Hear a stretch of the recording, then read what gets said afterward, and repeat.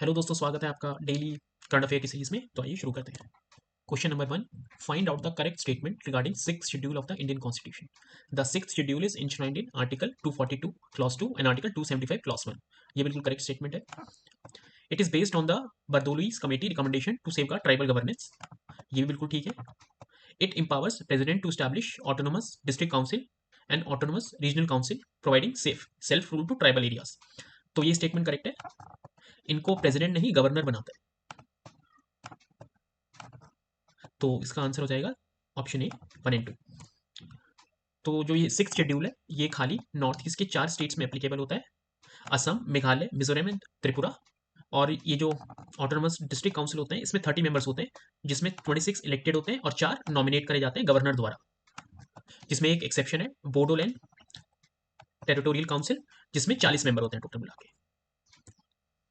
अभी ये recently news में था सिक्स शेड्यूल काफ़ी ज़्यादा, क्योंकि लद्दाख में जो काफ़ी सोनम वांगचुक द्वारा एक मूवमेंट लीड करा जा रहा है और डिमांड करें सिक्स शेड्यूल। सिक्स जैसे ही किसी एरिया में सिक्स शेड्यूल एप्लीकेबल होता है तो सेंट्रल का कंट्रोल उस एरिया से काफ़ी कम हो जाता है। तो ये अगर बाई चांस सेंट्रल गवर्नमेंट कुछ ऐसा करता है कि लद्दाख को सिक्स शेड्यूल में डालता है तो हमारी नेशनल सिक्योरिटी के लिए काफ़ी बड़ा खतरा हो सकता है फ्यूचर में। Question number 2, find out the correct statement regarding Bhagat Singh. अभी 28 सितंबर को उनकी बर्थ एनिवर्सरी थी। His father, Kishan Singh, and uncle Ajit Singh were notable revolutionaries, with his uncle deported to Mandalay and later associated with the San Francisco-based Ghadar Party। तो ये बिल्कुल correct है। In 1926, he founded the नौजवान भारत सभा to mobilize youth for the freedom movement। ये बिल्कुल correct है। नौजवान भारत सभा उन्हीं के द्वारा बनाई गई थी।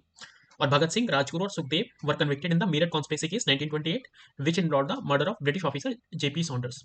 तो ये गलत है। उनको मीरठ कॉन्स्पिरेसी नहीं, लाहौर कॉन्स्पिरेसी के अंदर फांसी हुई थी। और उन्होंने जेपी सॉन्डर्स का मर्डर किया था इसलिए क्योंकि वो लाला लाजपत राय की डेथ का बदला लेना चाहते थे। तो इसका आंसर हो जाएगा ऑप्शन ए 1 एंड 2।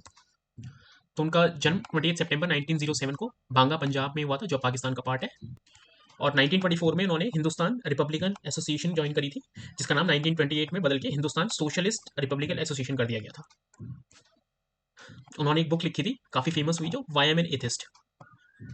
और 23 मार्च 1931 को भगत सिंह, राजगुरु और सुखदेव को फांसी दे दी गई थी। तो इसी दिन हम मार्टर्स डे भी बनाते हैं। क्वेश्चन नंबर 3, उदयपुर झील is located in which state. Rajasthan, Bihar, UP या हरियाणा। तो ये नाम से ऐसा लगेगा कि राजस्थान में, बट इसका आंसर है अभी बिहार। ये अभी इसलिए न्यूज़ में थी क्योंकि बिहार की 2 नई रामसर साइट्स को वेटलैंड्स ऑफ इंटरनेशनल इंपॉर्टेंस में डाला गया है, जिनका नाम है गोकुल जलाशय और उदयपुर झील। तो 2 न्यू रामसर साइट्स जो वेटलैंड्स ऑफ इंटरनेशनल इंपॉर्टेंस में डाली गई हैं, उनका नाम है गोकुल जलाशय और उदयपुर झील, और ये दोनों के दोनों बिहार में।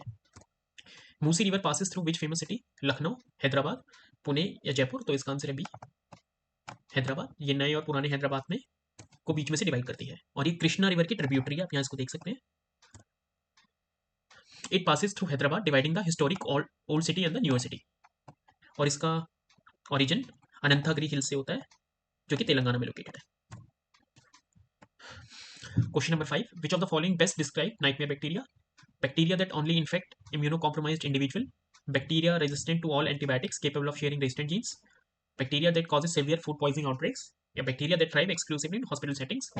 तो इसका आंसर है option B, bacteria resistant to all antibiotics capable of sharing resistant genes. जो भी हमारे पास अभी एंटीबायोटिक अवेलेबल है, लास्ट लाइन ऑफ डिफेंस की जितनी भी एंटीबायोटिक्स है हमारे पास, वो उन पे काम नहीं करती हैं। ऐसे बैक्टीरिया को कहते हैं नाइटमेयर बैक्टीरिया। तो the nightmare bacteria refers to bacterial strain resistant to all antibiotics, और जो केपेबल है ट्रांसफर करने का अपना genetic material to other bacteria. मानो सोचो कल को इनमें से कोई बैक्टीरिया ट्यूबरक्लोसिस में अपना जीन ट्रांसफर कर देता है, तो वो कितना बड़ा ग्लोबल पब्लिक हेल्थ डिजास्टर साबित हो सकता है।